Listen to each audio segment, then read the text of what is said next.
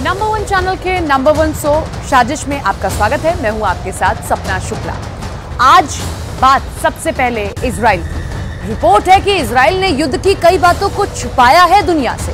दावा किया जा रहा है कि हमास से लड़ते हुए इजराइल के इतने ज्यादा सैनिक मर गए हैं कि सही आंकड़े तक नहीं जारी किए जा रहे हैं। रिपोर्ट तो ऐसी भी है कि इजराइल ने जितने सैनिकों के मरने की बात मानी है उससे 10 गुना ज्यादा फौजियों की मौत वहां हुई है।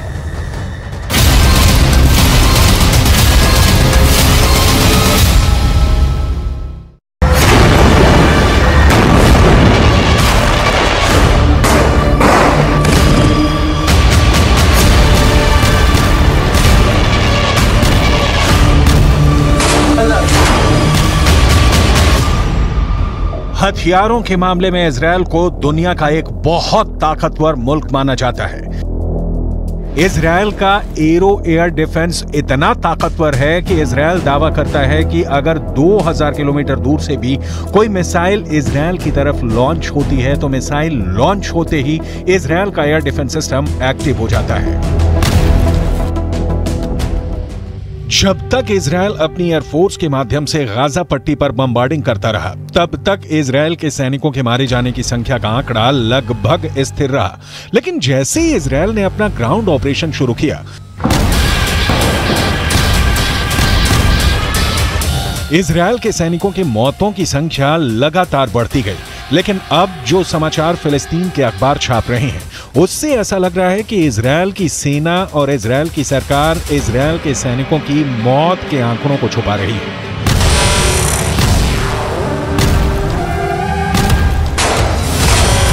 फिलिस्तीन क्रॉनिकल नाम के एक अखबार ने इजराइल के मिलिट्री सिमेट्री यानी इजराइल के सैन्य कब्रिस्तान यानी वो जगह जहां पर इजराइल के सैनिकों को दफन किया जाता है, उस जगह के डायरेक्टर डेविड वार्नर बरूच का एक इंटरव्यू छपा है। इस इंटरव्यू में इजराइल की मिलिट्री सिमेट्री के डायरेक्टर डेविड वार्नर ने कहा है कि इजराइल के अंदर हर घंटे एक इजरायली सैनिक का शव कब्रिस्तान में दफन होने के लिए आ रहा है।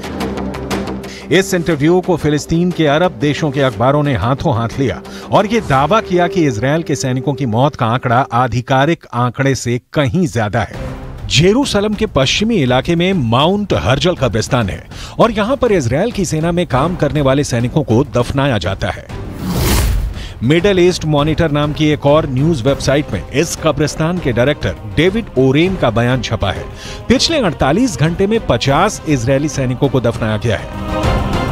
यह चौंका देने वाली बात है क्योंकि इजराइल ने दावा किया है कि 7 अक्टूबर से अब तक इजराइल के करीब 400 सैनिक मारे गए हैं।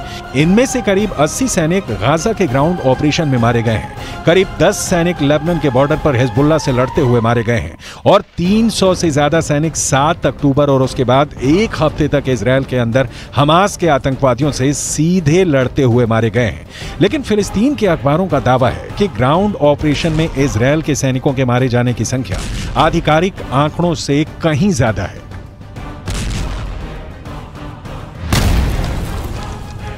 अगर इजराइल के मिलिट्री सिमेट्री यानी सैन्य कब्रिस्तान के डायरेक्टर डेविड वारेन के आंकड़ों को सही माने और इस हिसाब से अनुमान लगाएं कि हर घंटे में एक सैनिक की मौत हो रही है, तो इजराइल के ग्राउंड ऑपरेशन को लगभग 30 दिन हो चुके हैं। एक दिन में 24 घंटे होते हैं यानी 30 दिन में 720 घंटे होते हैं।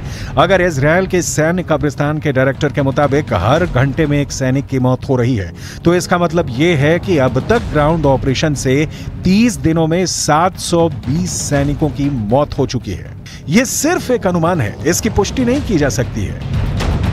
इतना ही नहीं, हिजबुल्लाह ये दावा करता है कि लेबनान के बॉर्डर पर जो जंग चल रही है उसमें हिजबुल्लाह के 80 लड़ाके मारे गए हैं, जबकि इजराइल के करीब 10 सैनिक मारे गए हैं। जबकि हिजबुल्लाह को सपोर्ट करने वाले देश ईरान के सर्वोच्च नेता खामनेई भी ये बयान जारी कर चुके हैं। इजराइल के ज्यादा सैनिक मारे गए हैं, लेकिन इजराइल आंकड़ों को छुपा रहा है।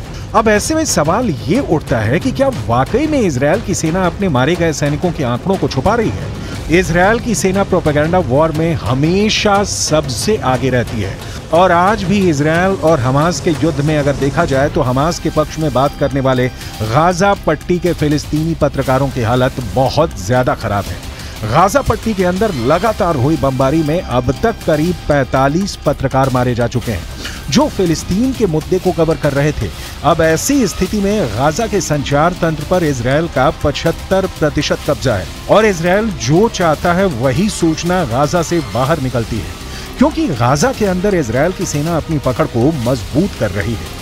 और जहां तक इजरायल के सैनिकों के मारे जाने की संख्या का सवाल है, तो यहाँ एक और बात जाननी जरूरी है कि इजरायल की डिफेंस फोर्स खुद को एक सुपीरियर आर्मी यानी सर्वश्रेष्ठ सेना की तरफ प्रस्तुत करती है और ऐसे में वो कभी नहीं चाहेगी कि वो अपने सैनिकों की मौत के ऐसे आंकड़े पेश करे जो दुश्मनों के मुकाबले ज्यादा हो। लेकिन यहाँ पर नोट करने वाली बात यह भी है कि इजरायल की ये सैन्य नीति है कि वो हमेशा दुश्मन के 10 गुना आदमी ज्यादा मारता है। और अब तक के आंकड़ों पर गौर करें तो गाजा के अंदर 15,000 से ज्यादा लोग मारे जा चुके हैं और करीब 7,000 लोग मलबे में दफन हैं। इनमें से मारे गए बच्चों की संख्या तो करीब 7,000 हो चुकी है। यानी गाजा में एक बहुत बड़ा नरसंहार हो रहा है। लेकिन उसके बाद भी अमेरिका के नेशनल सिक्योरिटी काउंसिल के प्रवक्ता जॉन किर्बी ने पत्रकारों के सामने एक प्रेस कॉन्फ्रेंस में यह कहा है कि गाजा पट्टी में कोई नरसंहार नहीं हो रहा है। ये पूरा बयान आपको सुनाएंगे और इसके आगे आपको ये भी बताएंगे कि कैसे जॉर्डन भी गाजा पट्टी के जख्मों पर नमक छिड़क रहा है। लेकिन सबसे पहले अमेरिका के उस पाखंड के बारे में बताना जरूरी है जो बिल्कुल साफ नजर आ रहा है। यूक्रेन और रूस के युद्ध में जब पुतिन की मिसाइल यूक्रेन पर कहर बनकर टूट रही थी और करीब 1000 यूक्रेनी बच्चे हताहत हुए थे, तब अमेरिका ने यह कहना शुरू कर दिया था कि पुतिन नरसंहार कर रहे हैं।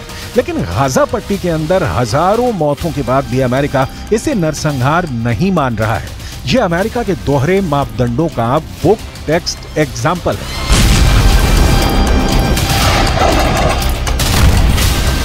Hamas wants, make no mistake about it, is genocide.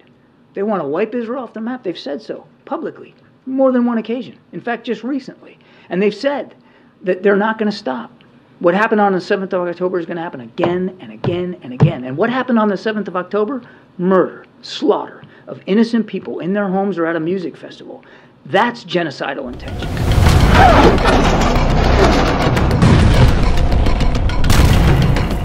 Malaysia के प्रधानमंत्री अनवर इब्राहिम ने कहा है कि यूक्रेन की घटनाओं को नरसंहार मानना और गाजा पट्टी की मौतों को नजरअंदाज करना वैश्विक पाखंड है। दूसरी तरफ अगर देखा जाए तो अब तक गाजा पट्टी के अंदर 30,000 से ज्यादा लोग घायल हैं और गाजा पट्टी के अस्पतालों की हालत क्या है ये पूरी दुनिया को नजर आ रही है। जॉर्डन ने गाजा पट्टी के घायल लोगों के लिए इजिप्ट के अंदर एक फील्ड हॉस्पिटल बनाया है। किंग अब्दुल्ला के बेटे खुद इस अस्पताल की निगरानी करने के लिए गए। लेकिन आपको जानकर हैरानी होगी कि इस फील्ड हॉस्पिटल में मात्र 40 बेड हैं, जबकि गाजा के अंदर 30,000 से ज्यादा लोग घायल हैं। और इन हालातों में एक फील्ड हॉस्पिटल में मात्र 40 बेड का इंतजाम लोगों के साथ एक क्रूर मजाक है। بس اهم شيء المعنويات تضل عاليه ان شاء الله. ان شاء الله احنا زي ما بنعرف الجيش العربي ما شاء الله احنا دائما بنقوم بالواجب، واقل شيء بنقدر نعمله انه نحاول نساعد اخواننا في غزه وفلسطين، فاكيد بدنا نعمل اكثر دائما. بس انتم ما شاء الله يعني فرصه انكم تساعدوا الناس ونقدم الشيء اللي هم محتاجين ان شاء الله. ان شاء الله احنا كلنا فخورين فيكم وراح نتابع كل الامور اول باول. اهم شيء التنسيق بيناتكم والمعنويات تضل عاليه.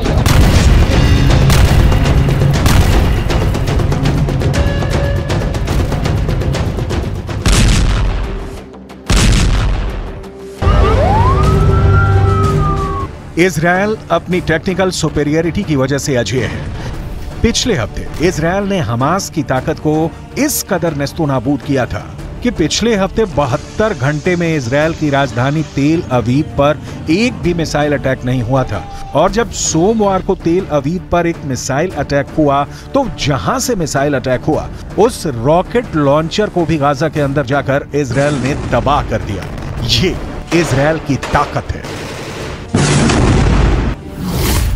हमास के प्रवक्ता अबू उबैदा की माने तो हमास के लड़ाकों ने इजरायल के 350 से ज्यादा बख्तरबंद गाड़ियां और टैंकों को उड़ा दिए हैं। हमास का दावा तो ये है कि इजरायल के 150 मरकाबा टैंक उड़ा दिए गए हैं। हमास तस्वीरें भी जारी कर चुका है, लेकिन फिर भी हमास की पकड़ गाजा से इसलिए ढीली पड़ चुकी है क्योंकि हमास के बड़े बड़े हेडक्वार्टर्स पर इजरायल ने टैंक चढ़ा दिए हैं। इजरायली नहीं, अल शिफा अस्पताल में काम कर चुके डॉक्टर भी ये मानते हैं कि अल शिफा में हमास का हेडक्वार्टर हो सकता है। टाइम्स ऑफ इजरायल अखबार ने यह दावा किया है कि फ्रांस 24 नाम के एक न्यूज चैनल पर एक ब्रिटेन के डॉक्टर ने इंटरव्यू दिया है।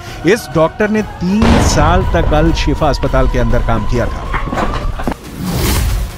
गाजा के अल शिफा अस्पताल में काम करने वाले इस ब्रिटिश डॉक्टर का दावा है कि अल शिफा अस्पताल में कई ऐसी जगहें थीं जहां पर उसे जाने के लिए मना किया गया था। ये कहा गया था अगर वो वहां प्रतिबंधित क्षेत्र में जाएगा तो उसे गोली लग सकती है।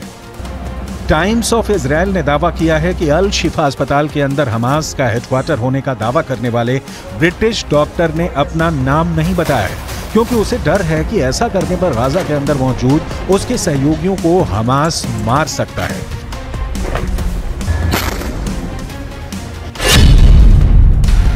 अल शिफा अस्पताल में काम करने वाले इस ब्रिटिश डॉक्टर ने आगे कहा कि सावधान किए जाने की वजह से मैं गाजा के अल शिफा अस्पताल के प्रतिबंधित क्षेत्रों से दूर रहा, लेकिन मैंने कुछ संदिग्ध से नजर आने वाले ऐसे लोगों को अस्पताल में हर समय अंदर और बाहर जाते देखा था जो चिकित्सा कर्मी नहीं थे। ये लोग अस्पताल के बेसमेंट के अंदर जाते थे।